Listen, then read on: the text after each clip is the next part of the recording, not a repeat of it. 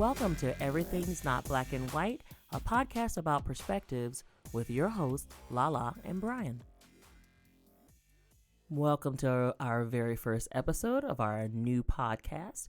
We are super excited to be here with you, and we are even more excited that you chose to listen to us today. I am Lala, the most important half of Lala and Brian. And I guess I am Brian, and I apparently am the not so important half. Oh, it's equal, baby. You know, I tease you. Mm-hmm. Yes, but we're excited to be here with you all today because this has been something that's been burning in our brain for a little over a year now. We had an opportunity to do a couple of guest spots in the podcast here locally in Columbus, Ohio, and it kind of gave us a little bit of a fever for it. And we felt like we had a good point of view and a good base of community to be able to have a pretty decent podcast. So we're excited to be here. Yeah, absolutely. And I'm excited to be here with you and to be able to share this experience together. Well, I like sharing experiences. So this is our 11th year of marriage. So we have quite a few experiences under our belt to pull from, for sure. 11 years and what a fun time it has been. It's been some highs, some lows, and just unequivocally the best time of my life. And I'm proud to have been spending this time with you. And hopefully with this podcast, we'll be able to share some of those experiences and some of the knowledge that we've learned from each other with our listeners. Yep, that'll be great. So for those of you who don't know us, we wanted to use this, our very first podcast, for you to have a little bit of an introduction to who we are and why we chose to explore the topics of perspective and difference of opinion in a way that is both encouraging and fruitful. Something I think we really need in society today. So we wanted to kind of do this first podcast for you to get to know us a little bit better, a little bit of our experiences and what we bring to the table and what we expect to present in the coming weeks with this podcast. So I'm ready to get started. You ready to get started, honey? Yeah, absolutely. Why don't we start with first you sharing a little bit about your background and your history and where you grew up and how you were raised. Oh, sure. So I am a Georgia peach, a Southerner. Grew up in Southeast Georgia, a little town called Sylvania, Georgia. Don't get it mixed up with Savannah. Savannah. It's totally different. Very different. Sylvania is where you probably stop to get gas on your way to Savannah, for sure. So we're right smack dab in the middle between Augusta and Savannah. So it was one of those places where people did stop at a convenience store to get gas. We had a few traffic lights that I definitely remember. We had a Piggly Wiggly because every southern town has to have a Piggly Wiggly and a Winn-Dixie. That also changed over the years. And we had to go about 30 minutes away to really shop, and that's where Statesboro, Georgia, where our first Walmart was. And I actually remember it being almost like going to an amusement park. It was so exciting. Everybody piled up in the car to go to Walmart.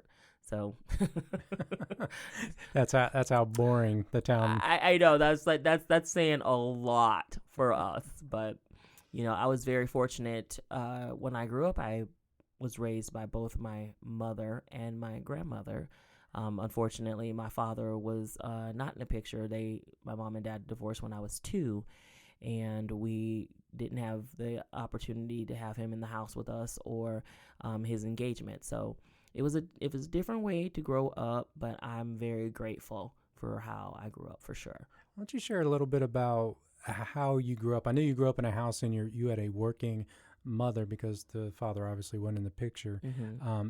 Share a little bit your experience with being raised by the greatest generation ever and your grandmother for the most part. Although your mom played a role, it wasn't as significant necessarily as the role that your grandmother played in those teenage years that are so important for molding someone's character. Yeah, so interestingly enough, actually my grandmother, take it even a bit further back, she is actually I think they call it a silent era. She was born in 1914.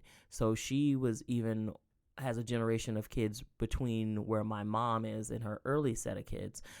So she was so pivotal in raising me and my sister, and given us a foundation of hard work, respect, and also just determination. You know, she didn't get the privilege of having an easy life by no means. She was orphaned at a young age because, unfortunately, her mother was murdered by the Ku Klux Klan. And so she ended up having to live with some distant relatives, is how she was raised. And so it was a difficult time for her to grow up and have an identity that where she didn't know her mother or her father, and she knew only this other life. So with her growing up, she had to leave school early in the primary years to work in cotton fields, and then she later became a domestic, working in homes as a nanny and in restaurants as a cook, oftentimes where she could not even eat at that same restaurant which she worked, which was a very difficult time in American history for people of color, especially women of color. But anyway, she was very much a stickler on education for my sister and I growing up. And so she really pushed us to study hard. And my sister and I both ended up graduating as undergraduates from high school, went on to get our bachelor's degree, and I also went on to get my master's. And I always dedicate every educational endeavor to her and in her memory, because I have a privilege to have education where she did not. So it was very, very cool. And my mom, like you mentioned earlier, did work outside the home. So she traveled quite a bit for jobs to make sure we had financial stability. And my grandma made sure we had the domestic home stability.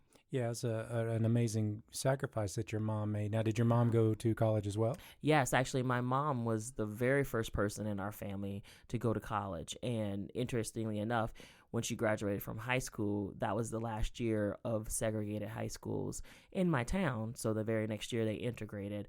So she went through a very interesting primary education and then also secondary education. And then being shortly thereafter in college, becoming a young mom.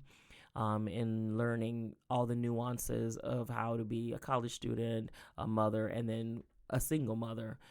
So she's also had a difficult life, but what I absolutely appreciate about my mom is that she tried her best to give my sister and I a leg up so that we didn't really want for a whole lot of things, and she opened the world to us. We had a lot of experiences with different cultures that we grew to appreciate tremendously. And she's just a great person, and she's just a wonderful person, both her and my grandmother. I would not be the woman I am today without them. Yeah, it sounds like you had a lot of opportunity, and you're truly blessed to have those individuals in your life. That's amazing. Yeah, absolutely. So I think one of the interesting things, about you as well, you were also raised by a single mother too. So why don't you give our listeners a little bit of understanding about how you grew up? Yeah, absolutely. I grew up in the Midwest here, right where we're stationed here in Columbus, Ohio. My mom ended up meeting a gentleman who was, I use that term lightly, but he ended up marrying my mother. They ended up getting pregnant and having me, but unfortunately my dad decided about 2 months into the pregnancy that he was no longer going to be in the picture. So I grew up without a dad until later on in my life. My mom did remarry when I was, I believe, 16 or 17, but at that point I was just the angry teenager, thought I knew everything, and I wasn't really receptive to him. So my relationship with my true dad now has grown and blossomed from probably my 20s onward, and it's been an exciting opportunity to learn how to have that relationship with a male role model in my life. And I laugh because some days my dad really challenges me with simple things like teaching me electric work on a house and not turning off the breaker. He's teaching me through shock therapy on how to properly wire stuff, but I love him to death. Yeah. I also went to Columbus Public Schools still when here in the city of Columbus, even years after the Brown decision, when schools were somewhat still segregated via redlining here in Columbus, Ohio. And I remember they redistrict everything as a young child when I was going through my early adolescent education. that I went from one school to another, and part of that was because they finally decided to realign the districts to make it more integrated. And I remember to this day I didn't understand it. I was race is not taught at such a young age. I believe I was in first or second grade when that occurred. But it was fascinating to look back. People think that segregation was so long ago, but it really wasn't. It was in my lifetime, it was in my parents' lifetime, and in our grandparents' lifetime. So it was not that far from us being in that moment. We were right there. But I got my education right here in Columbus. I ended up going through high school. I ended up dropping out, but I did go back, get my GED. And then I ended up going back to college. And when I went back to college, I ended up graduating with honors, which I was awesome. Tickled to death for. It's the first time I got to walk across the stage, which I found absolutely amazing, and it fueled me to even take more classes, even though I didn't get a second degree. But I have invested my time and my efforts into learning more, not only academically, but just learning more in general overall with everything.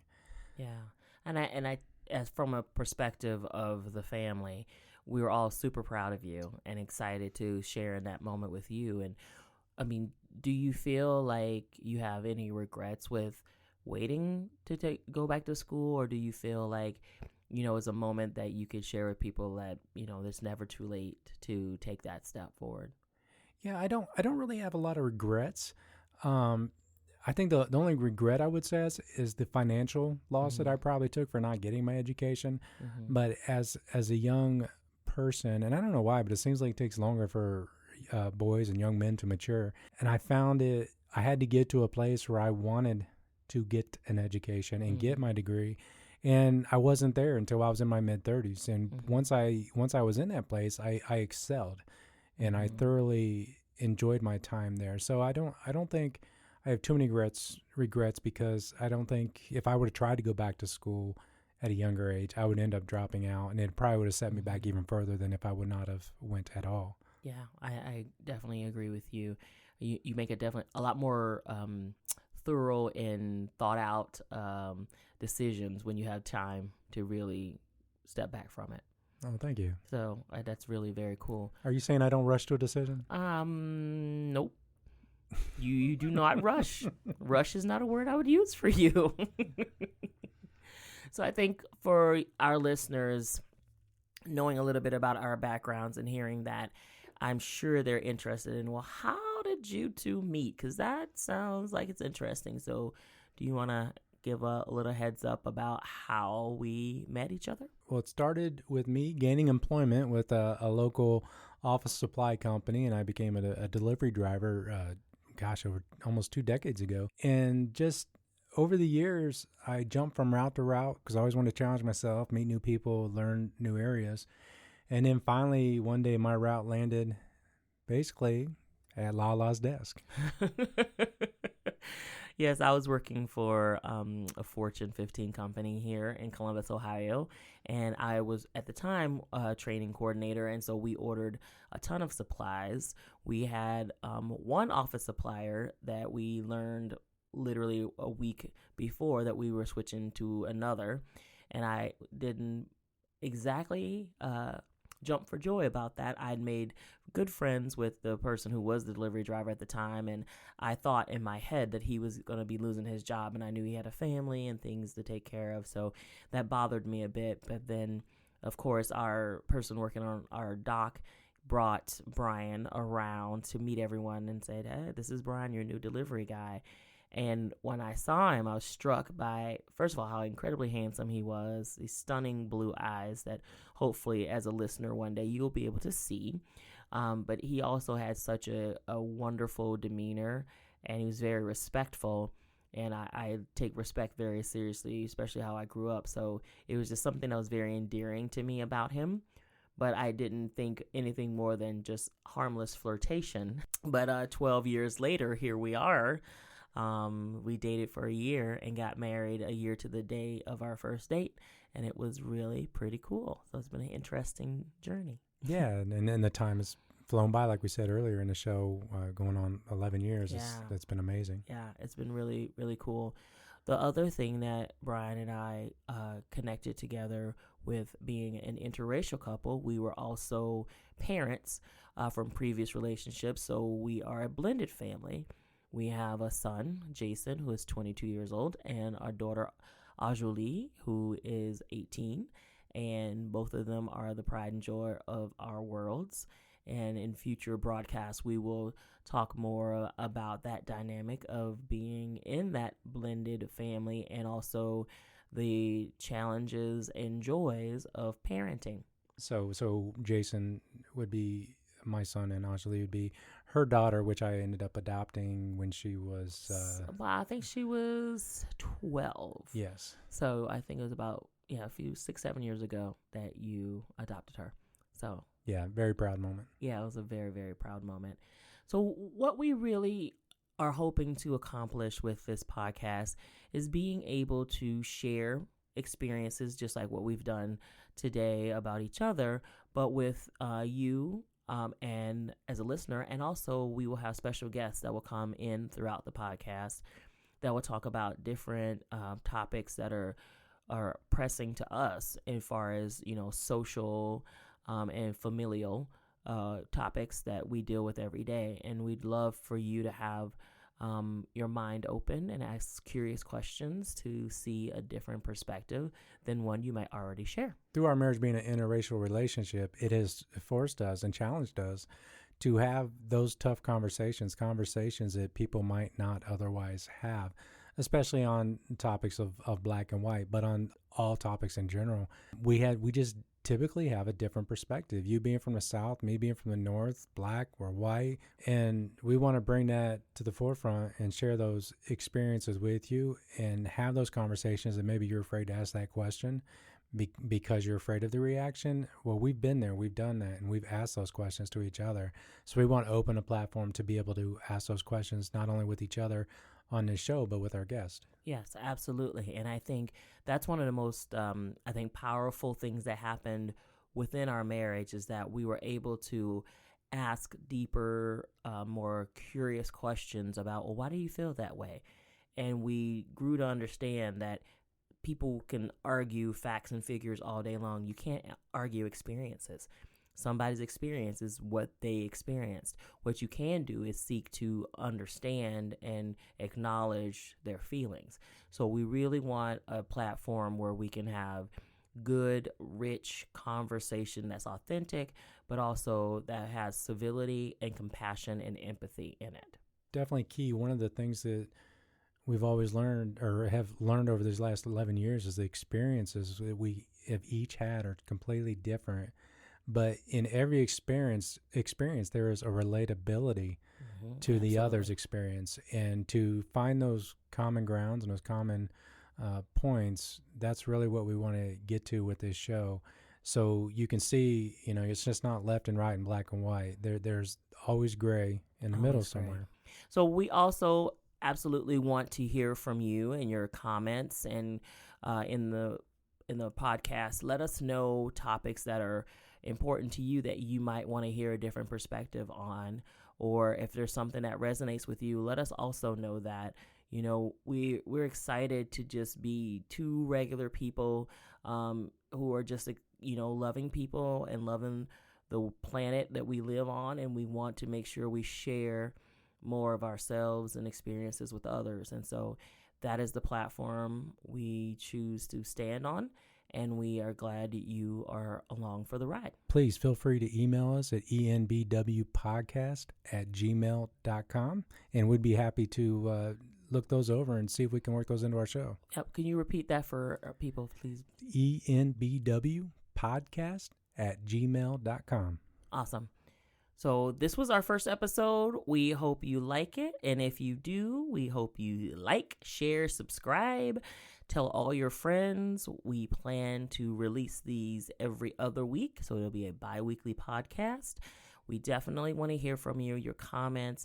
If there's something that's relatable to what we've said, let us know. If you have a different opinion, please let us know. But also, we want to encourage respect and civil discourse.